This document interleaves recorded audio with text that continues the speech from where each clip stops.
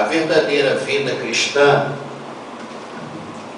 só é verdade mesmo quando existe transformação. O cristianismo, para ser chamado cristianismo, ele precisa transformar as pessoas. Ele precisa fazer com que o soberbo e o arrogante seja transformado numa pessoa humilde. O cristianismo transforma aquelas pessoas irresponsáveis em pessoas responsáveis. O cristianismo faz com que o avarento se torne uma pessoa muito generosa na casa e na obra de Deus.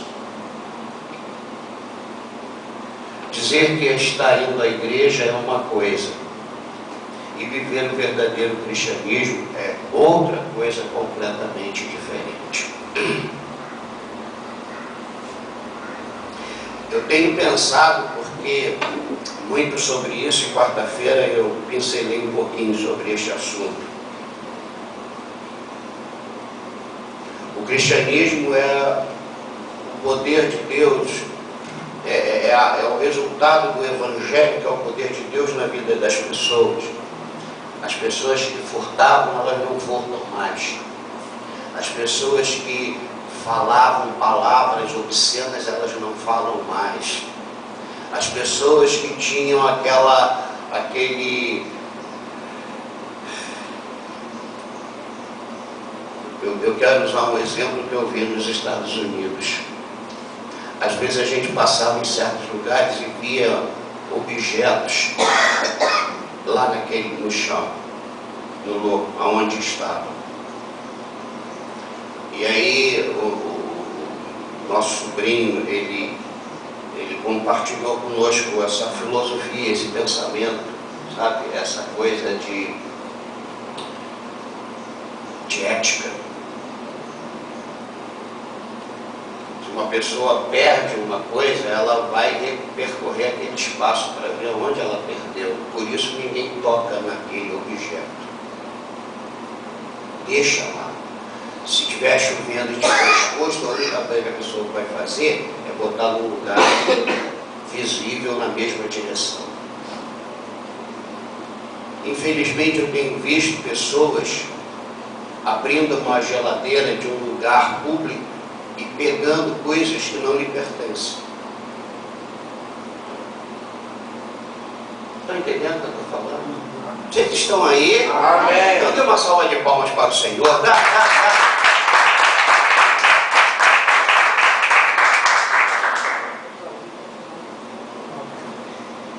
A gente costuma achar que nós somos as pessoas mais corretas. Aqui na igreja, inclusive, já aconteceu isso. A gente colocar coisa na geladeira e essa coisa desaparecer. Se não comprei, se não me deram, não é meu. Não posso tocar. Gente, isso tem a ver com cristianismo. Pontualidade tem a ver com cristianismo. Generosidade tem a ver com cristianismo. Hospitalidade tem a ver com cristianismo. Você tem aberto a sua casa? Ou você está em cima de uma questão de que você tem que arrumar sua casa para ser hospitaleiro? Eu ando preocupado com o cristianismo atual, em que pessoas misturam sagrado com profano. Não tem cristãos indo ao Rock in Rio, mas tem gente da igreja indo no Rock in Rio. E aí tem aqueles que não são cristãos, mas são da igreja, dizendo, mas não tem nada a ver. Tem muito a ver. O que significa isso aqui? Satanismo. Ah? Símbolo do satanismo. Satanismo, isso aqui. Mas quem é da igreja e não é cristão diz que não tem nada a ver. Você está entendendo o que eu estou falando? Nós precisamos tomar cuidado, porque muitas vezes a linha que separa o cristianismo do mundanismo, ela é muito tênue, ela é muito invisível. Às vezes nós pensamos, estamos, sabe?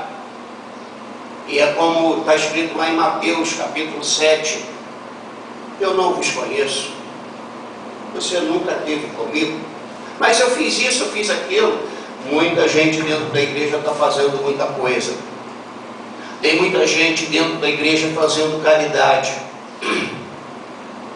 Tem muita gente dentro da igreja gravando CD. Tem muita gente dentro da igreja pregando mensagens que eu fico de queixo caído, boca aberta. Tem muita gente dentro da igreja que são excelentes pregadores. Por isso eu quero compartilhar com vocês alguns textos de ensinamentos para a verdadeira vida cristã.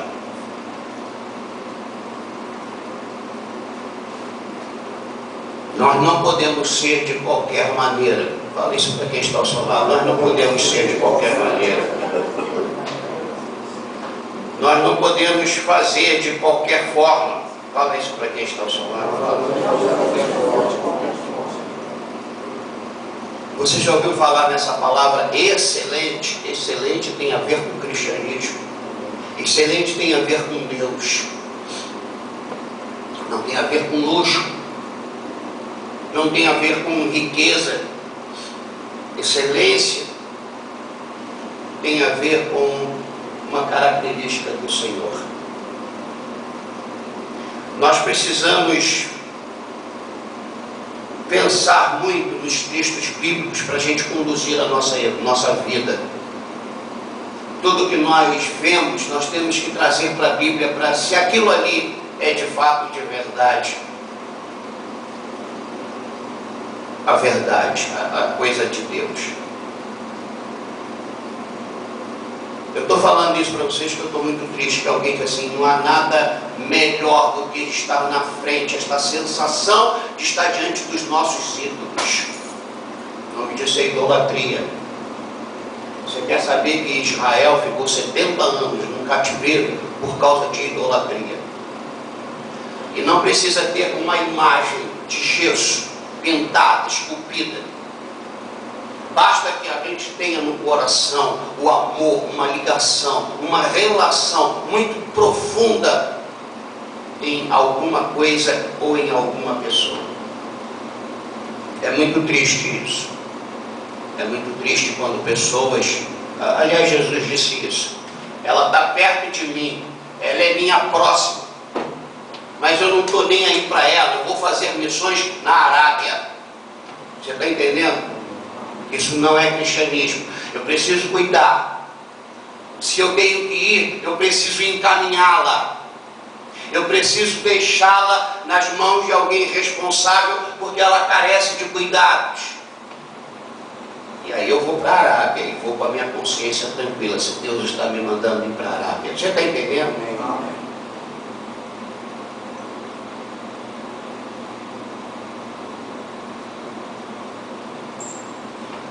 Uma vez uma pessoa disse, ela tinha uma pessoa na família precisando dela, precisando mesmo, mas ela não pôde ficar, porque ela tinha um encontro de casais. Percebe? Ela não pôde cuidar da mãe dela porque ela tinha um encontro de casais. Estão entendendo o que Deus quer falar conosco nesta manhã? A obra de Deus para mim significa o meu próximo. Próximo não quer dizer conhecido, não quer dizer parente necessariamente. Próximo, ali. Eu tenho que fazer alguma coisa. Eu preciso mudar minha agenda. Eu preciso mudar meu itinerário. Lembram da parábola do bom samaritano? O sacerdote não pôde parar. O fariseu não pôde parar. Sabe por quê? Porque eles tinham uma obra de Deus para fazer. E tinha uma pessoa jogada no chão, ferida. Aí passa um camarada que não era sacerdote, não era cristão, não era religioso, era um samaritano. E aquele cara desceu do cavalo, parou, pegou aquele doente, aquele ferido. Primeiro fez os primeiros socorros. Botou o cara dentro, em cima do seu cavalo, levou para uma pousada. Falou, olha aqui, encontrei esse cara na rua. Você resolve aí, eu tenho um compromisso, já estou super atrasado. Toma aqui, fechou o dinheiro. Na volta eu vou passar aqui. Se esse dinheiro não for suficiente, eu completo o que faltar. Sabe o que Jesus estava dizendo com isso? Quando ele usa o samaritano é aquilo que eu falei no domingo passado, era o povo do norte que se afastou tanto de Deus. Então Jesus, para cutucar o judeu, porque estava ali os fariseus na frente, Jesus fala a parábola do bom samaritano. Você quer agradar a Deus? Você tem que pensar na pessoa que Deus colocou perto de você. Pode ser sua mãe, seu pai, seu irmão, um mendigo, um desviado, um macumbeiro. Você só não pode abrir mão das suas convicções e da sua fé. Vamos para o primeiro texto? Vamos ficar em pé, vamos meditar, vamos pensar nisso e vamos pedir a Deus para nos ajudar a viver isso aqui que a gente está lendo, que a gente está estudando, que a gente está meditando, porque senão não tem sentido a gente dizer que está na igreja. 1 Coríntios capítulo 10.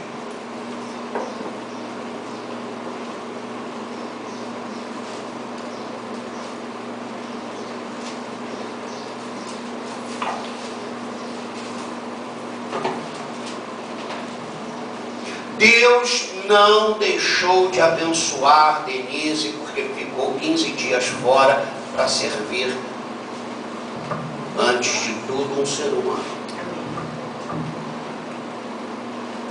Deus não vai deixar de abençoar você se você estiver numa missão em relação a uma vida.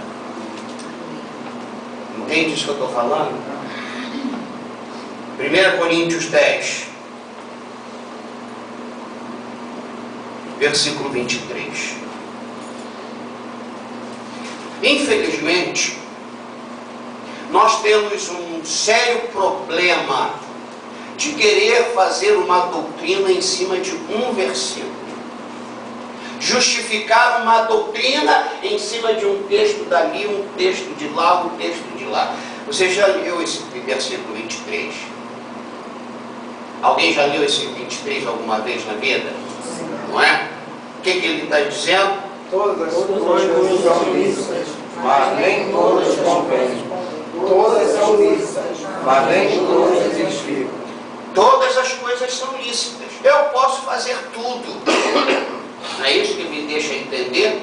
Eu posso fazer tudo, mas nem todas convêm, nem todas são convenientes. Meu Deus, então o que me impede de fazer todas as coisas se todas as coisas são lícitas? Quando a gente lê esse versículo 23, a gente pensa assim, eu posso fazer tudo porque nem tudo para mim é pecado. E que Deus abençoe você. Vamos sentar. Amém. E a gente acha que a gente não deve fazer apenas pelo fato de que todas as coisas que são lícitas não me edificam. Então, se não me edificam, eu não devo fazer. E aí eu faço uma pergunta para você, que você deve fazer toda vez que você ler um texto. Dentro de que contexto está esta orientação do apóstolo Paulo? Sempre você deve fazer esta pergunta. Isto está dentro do quê? Ou é simplesmente exatamente esse texto aqui. E olha, ele começa com letra maiúscula, começa uma linha e termina com um ponto, termina numa linha para começar outra linha. Não posso pegar ele. Ele é muito vazio se eu não for para trás e não for para frente. Ele não me leva a um cristianismo verdadeiro, porque eu posso em cima disso dizer: isso que eu estou fazendo é lícito, ir ao Rock in Rio é lícito, comprar muita coisa é lícito, gastar mais do que eu recebo é lícito, mas não me convém, não vou fazer isso porque isso não me edifica. Só que esse texto, gente, está dentro de um contexto que tem a ver com o nosso próximo. Leia o versículo 24. Ninguém busca o seu próprio interesse, e sim o de outro. Então preste atenção. Se a coisa que eu vou fazer é lícita, eu posso fazer, ela me edifica. Ela me edifica. Eu pergunto, eu posso fazer isso sem prestar atenção na pessoa que me está ao redor? Será que eu posso dizer que ninguém tem nada a ver com a minha vida? Será que você tem o direito de dizer: ninguém paga as minhas contas? Ouço muito isso. Ninguém paga as minhas contas. Ou seja, eu só posso ter amor, eu só posso ser o próximo, eu só posso ter compaixão de alguém se alguém pagar as minhas contas.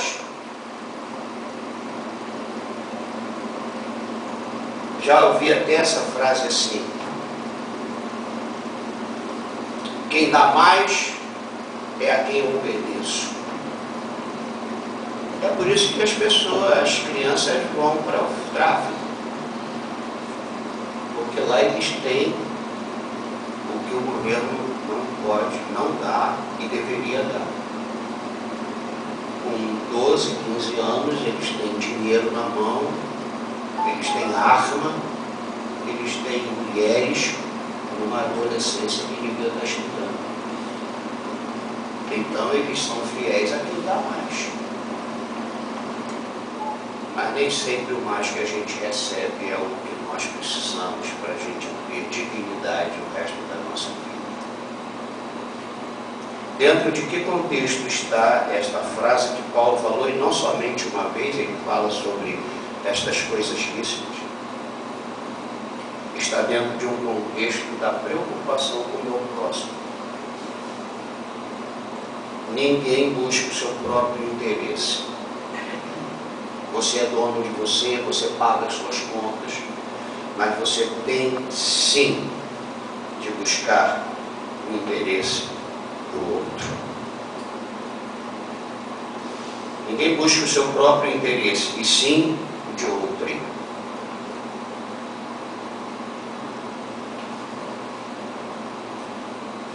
Está pensando nisso? Amém.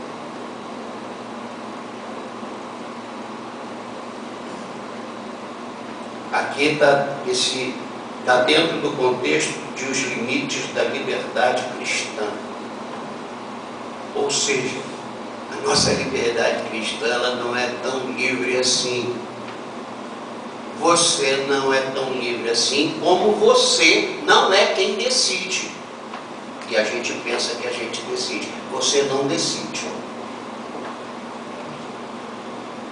Quando eu digo não vou à igreja, eu estou obedecendo a uma voz que me disse para não ir à igreja.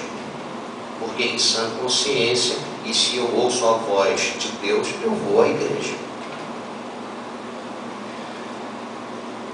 Então, por favor, no nome de Jesus, quando ler um texto, dê um passo para trás para ver o que está escrito e dê um passo para frente para ver o que completa. Vai para trás para ver como inicia e vá à frente para ver como é concluído aquilo que foi falado. confusões e não creia em doutrina que tem um texto aqui e um texto acolá. Você precisa conhecer toda a palavra de Deus. A palavra de Deus exprime, expressa a vontade, o projeto e o desígnio de Deus de geração a geração, não apenas dentro de um período da história. Alguns dizem assim, o Velho Testamento já passou. Uma vez eu ouvi uma pessoa reclamar, poxa, você só prega o Velho Testamento, você também tem que pregar o Novo Testamento. Eu falei, você está errado e está certo. Você está errado a partir do momento em que você acha que o Velho Testamento não é mais para ser pregado. E você está certo, porque quando uma pessoa só prega uma coisa da palavra de Deus, eu não posso crer que ela está sendo guiada e dirigida, porque a palavra de Deus ela é do velho, ela é velho e é o Novo Testamento. O velho diz do que vai acontecer e o novo confirma o que estava escrito e aconteceu. Então, se nós queremos viver o cristianismo verdadeiro, nós precisamos primeiro,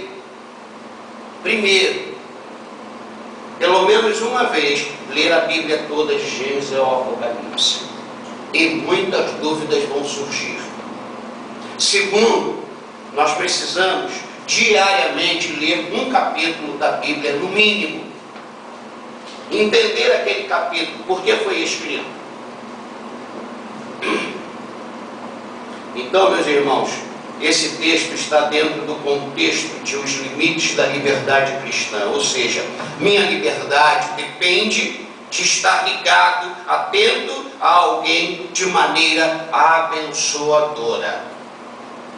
Porque o edificar tem a ver com abençoar. Eu anotei um texto que vou falar num encontro daqui a alguns dias. Deixa eu ver onde eu botei ele aqui. Eu quero ler ele para você, porque tem a ver com isso aqui. Está aqui, está aqui. Abra em Efésios 4, 29. Eu vou usar, um dos textos que eu vou usar daqui a uns dias, é esse aqui, eu quero compartilhar, porque tem a ver com isso.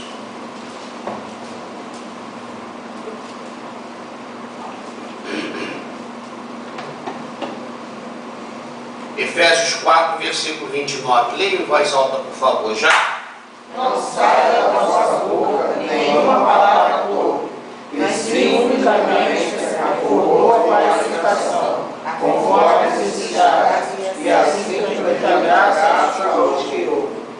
A gente pode edificar ou desmoronar uma vida com a verdade do super sincero. Entende o que eu quero dizer? Eu sou sincero e eu falo na lata. A Bíblia diz que você está errado. A palavra de Deus está dizendo que você está errado. A palavra de Deus diz, não saia da vossa boca nenhuma palavra torpe. Palavras ruins, palavras de peso negativo, palavras de palavrões, e sim unicamente a que for boa para a edificação, conforme a necessidade. Não fale se não há necessidade. E assim transmita graça aos que ouvem. Voltemos lá para o texto. Esse não fez parte da mensagem de hoje, não. Meu Deus, a hora está certa. Tá? Esse é o primeiro texto que eu quero que vocês pensem nele. Não vivam mais, não reajam mais como algumas pessoas. Ninguém tem nada a ver com a minha vida, porque ninguém paga as minhas contas. Eu não pago as suas contas, mas eu tenho muito a ver com a sua vida. Eu não posso nem usar a coisa que vocês não pagam as minhas contas. Mas não é pelo fato de vocês pagarem algumas contas que eu devo uma satisfação a vocês. Eu devo satisfação a vocês porque o que nos une é o vínculo do cristianismo. Entende isso ou não? Então veja bem, às vezes a gente vem dentro de uma tradição ao longo de muitos anos. A gente é uma pessoa completamente independente, a gente não quer ser dependente de ninguém, a gente não quer dar trabalho para ninguém. Mas quando a gente é chamado pelo Senhor, aí Deus fala que você tem que perder essa vaidade. Você vai ter que perder essa vaidade, porque nós precisamos estar ligados um no outro. Meu Deus, vocês estão muito cansados. Ficaram vendo Rock in Rio, pé devagar. Isso é. Vamos para o segundo texto. Abra a Bíblia em Mateus 7, versículo 12. Mateus 7, versículo 12.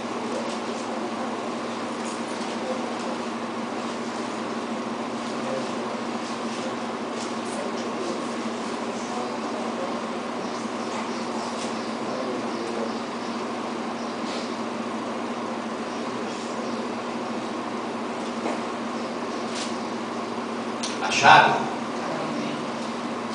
Se alguém está tendo dificuldade perto de você, dá uma ajuda para essa pessoa aí.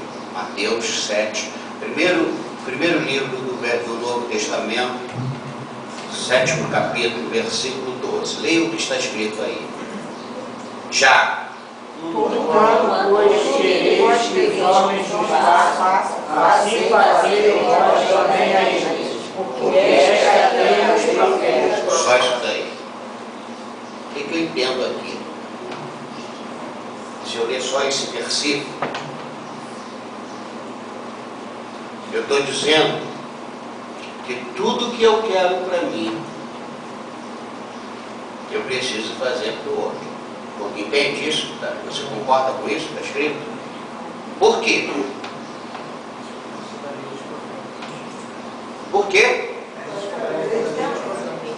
Esta é a lei e os profetas. Infelizmente, pessoas pensam assim: não vou incomodar ninguém, porque eu não quero ser incomodado. Não vou na casa de ninguém, porque eu não quero que ninguém venha na minha casa. Eu vou deixar claro que só vou lá se eu ligar, para ela não vir na minha casa sem ligar. Aí você vai dizer: mas hoje são os dias modernos, a Bíblia é a mesma. A modernidade que atrapalha, que não edifica, a gente não pode deixar essa modernidade entrar na nossa vida. Este texto está dentro de que contexto? Quando palavras do Senhor Jesus, o nosso Salvador. Isso aqui, ele está fechando um pensamento. Aí eu tenho que levá-los para o versículo 7, onde começa este pensamento. O que está escrito no versículo 7? Pedi e dar-se-vos-á, buscai e achareis, batei e abrir-se-vos-á. E a gente pensa: é comigo isso. Eu vou bater, eu vou empurrar a porta, eu vou arrombar a porta. Aí Jesus diz: pois todo o que pede, o que busca, e a quem bate, ou qual dentre vós é o homem que, se porventura o filho lhe pedir pão, lhe dará? Ou se lhe pedir um peixe, lhe dará? Ou se vós que sois maus, sabeis dar boas dádivas aos vossos filhos, quanto mais o vosso Pai, que está nos céus, dará coisas boas aos que lhe pedirem. Aí as pessoas pensaram o seguinte: vou orar, vou bater, vou fazer jejum, vou gritar, vou dizer que se Deus não fizer eu arrancar a página da Bíblia, é porque isso, é porque aquilo, e sapatinho de fogo, e aí eu vou ter tudo que eu pedi. Não, não é isso que está dizendo aqui. Jesus está falando da necessidade de orar, da necessidade de pedir com toda a nossa fé. E aí Jesus está dizendo uma coisa: se nós tivermos fé, Se nós nos concentrarmos na vontade de Deus, Deus vai nos dar. Sabe por que Deus vai nos dar? Vai nos dar? Jesus está dizendo aqui. Porque qual dentre vós é o homem que, se porventura o João te pediu uma coisa, você puder, você não vai fazer? Vai dizer, não vou te fazer isso não, porque quero ver você sofrer. Não existe esse pai. Então, Jesus está dizendo assim, ore, creia, tenha fé, peça, insista, porque Deus, muito melhor do que nós, tem prazer em nos conceder. Mas aí Jesus nos amarra no versículo 12. O que está escrito no 12? Quando eles assim fazei vós também a eles, porque esta é a lei dos profetas. Você quer as coisas de Deus? Facilite as coisas para as pessoas de Deus.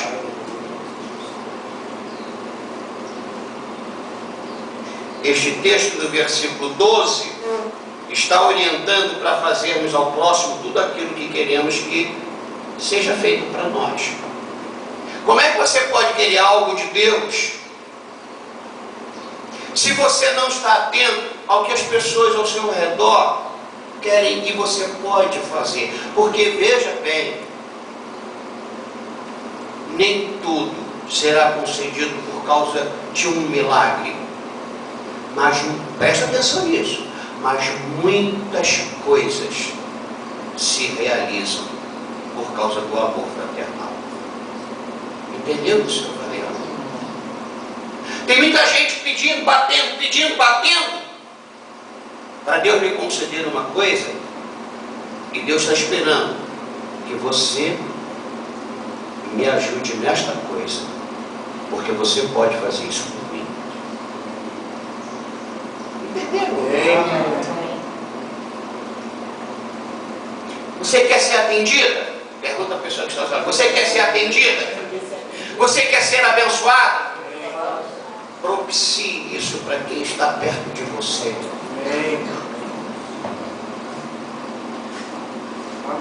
Você está sem dinheiro? Você está clamando a Deus? Você não tem emprego? Ore. Porque Deus vai mover as águas quem está perto de você para abençoar você. Agora você tem que perder a vaidade de que não depende de ninguém.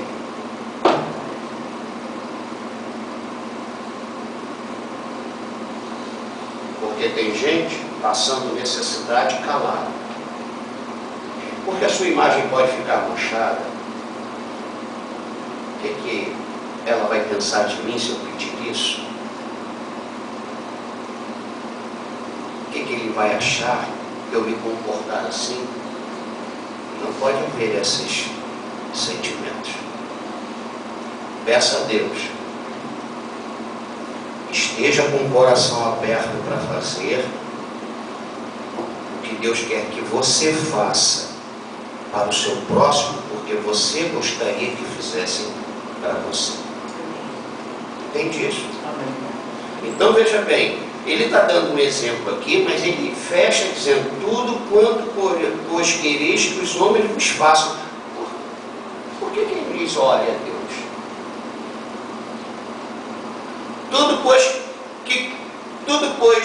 Tudo quanto pois quereis que os homens vos façam, orem ao Pai que é poderoso, e o Pai vai tocar no coração deles. Não. Tudo quanto pois quereis que os homens vos façam, assim fazei vós também a eles. Porque esta é a lei e os profetas. Este texto do versículo 12 levou-me às seguintes reflexões. Primeira, eu preciso pensar que a semeadura traz colheita. A semeadura traz colheita. E não semear nada traz nada. Mas ninguém fica sem semear nada. Uma palavra pode ser uma semeadura, um gesto pode ser uma semeadura. Se eu plantar morango, vai nascer morango. E não quer dizer que eu vou colher morangos gostosos. Posso colher morangos azedos, morangos podres, dependendo da semente que eu plantar. Em segundo lugar, esse texto me fez refletir que eu preciso pensar também nos outros, não importa quem seja.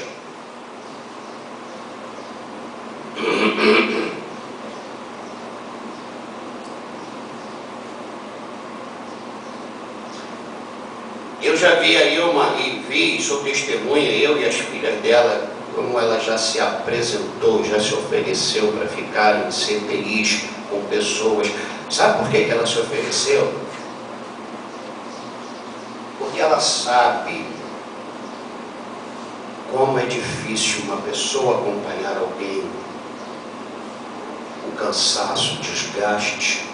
A pessoa precisa sair dali para tomar um banho, para se refazer, para poder voltar. Então, várias vezes a Ilma se oferece para estar lá. Teve uma vez que a Ilma não tinha condições de estar. Ela falou, não, mas eu preciso ir. E eu a levei e fui buscá-la pela manhã. E não era parente, gente. Estou aqui enchendo a bola, dando um exemplo. Não era parente. Na época que Rebeca esteve internada, eu não posso nem falar do sogro e da sogra porque eram os avós, mas aí eu estou falando agora de uma pessoa que revezou com a Ilma, não só uma, a cunhada do pastor Elinaldo, a Lúcia, a Cátia do pastor Roberto Viana, que ficou madrugada porque a Ilma queria ir ao culto. Então elas se revezaram. É isso, não vai faltar para estas pessoas estes frutos de solidariedade. Porque fica tudo registrado. Então, se eu me importo apenas com os conhecidos e amigos, pode ser que apenas estes pensem em mim. Pode ser. Se não me importo com os desconhecidos e os que não são amigos, eu também sou um desconhecido e não sou amigo de muita gente. Em terceiro lugar, esse texto, versículo 12, me fez pensar, refletir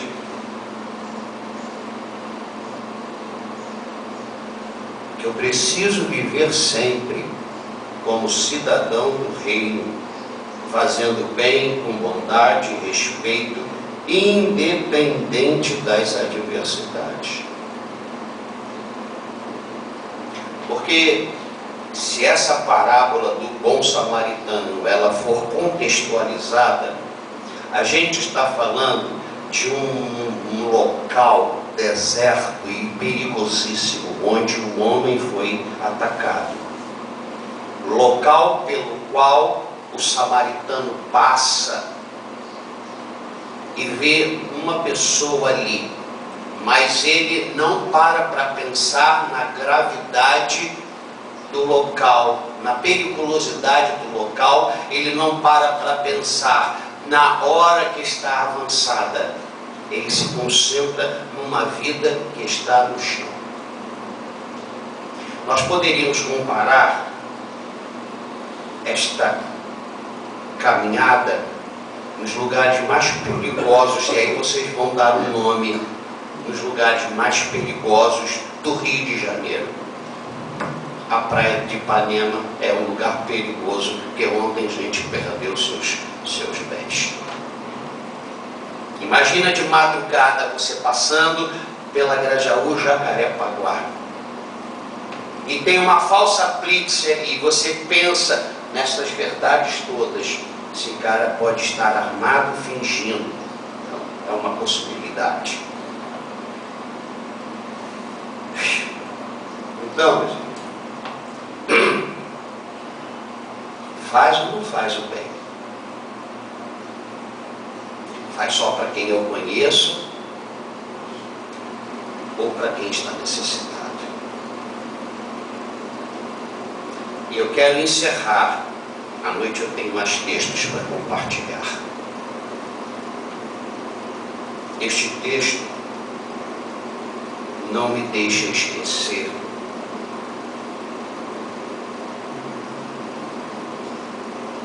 que eu preciso fazer isso, e eu preciso ser assim, e se eu não consigo, eu preciso jejuar para Deus me ajudar, porque esta é a lei. E este é o ensinamento dos profetas. E ponto final. Se mais nada do que eu falei é algo que possa te sacudir, se concentre nestas palavras finais de Jesus, porque esta é a lei. Como é que ele disse aqui? Esta é a lei e os profetas. E é isto que a gente precisa resgatar para os dias de hoje, que pessoas querem ser da igreja, mas não estão sendo cristãs. Querem ser membros de igreja, mas não querem ser discípulos de Jesus. São nesses ensinamentos assim. Tudo quanto, pois, quereis que os homens vos façam, assim fazei vós também a eles, porque esta é a lei e os profetas. Isso é para a gente ler, reler. Em tudo que foi falado, falei para vocês, falei para mim. Eu tenho que pensar. Eu não posso dizer que não é assim. Eu não posso dizer, como muitos dizem, não tem nada a ver. Palavra do Senhor Jesus. E eu tenho que chegar à seguinte conclusão: se não faço, por favor, me perdoe e me ajude a fazer. Só isso que eu posso fazer. Senhor, eu não sou assim. Me ajude. Primeiro me perdoe esse egoísmo, essa vaidade, porque tanto eu posso ser quem ajuda, como eu posso ser quem precisa de ajuda.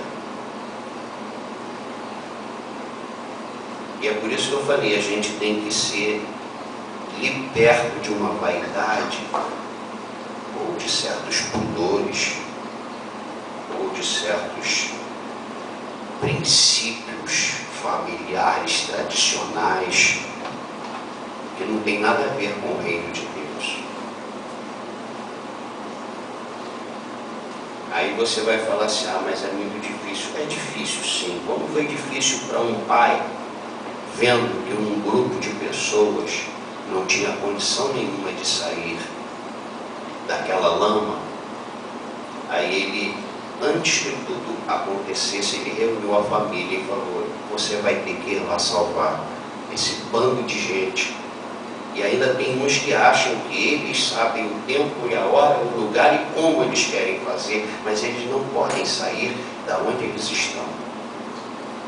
Eles não podem sair porque quando eu coloquei, olha o pai falando na reunião, preste atenção nisso, porque quando eu coloquei Adão para governar tudo, e ele tinha autoridade sobre tudo, e nada poderia escravizá-lo, quando ele entrega a chave para Satanás, ele colocou toda a raça humana em condição de escravidão.